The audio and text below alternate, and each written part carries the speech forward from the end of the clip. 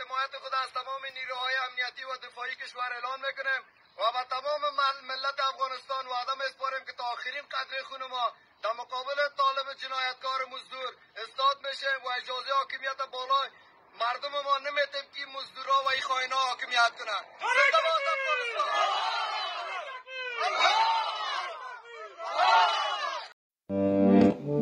سهراب مدیا تقدیم میکند. مسعود کجایی که جهان خانه درد است، پنجره تو در پنجه سر گناه نبرد است. مندست و بدخشان به کفی طالبی خون خور، بین دامنی گل دخترکان خانه گرد است.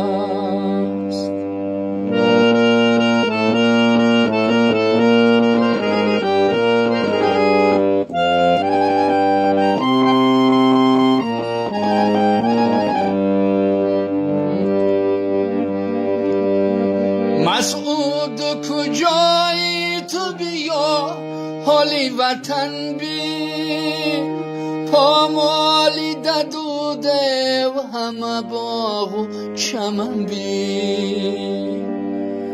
از خونی جوانان گلی حسرت بیدمیده است، در باغی هوس آیون فقط نخلی خزن بین.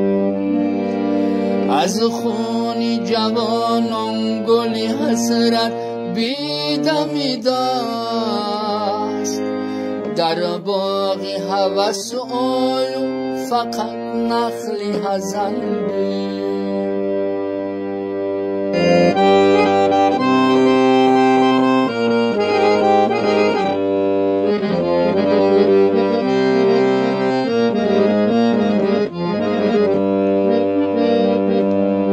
مسعود کجایی وطنت خانه دیو است، در هر گذرت شور و شر و آه و غیره است.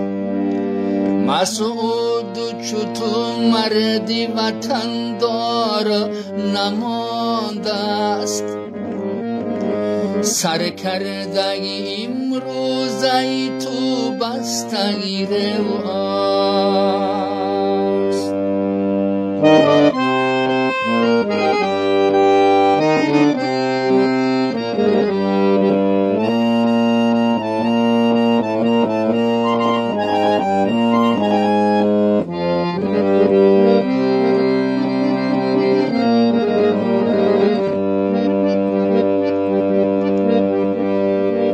مسعود کجایی که جهان خانه درد است، پنجره تو در پنجه صد گناه نبرد است.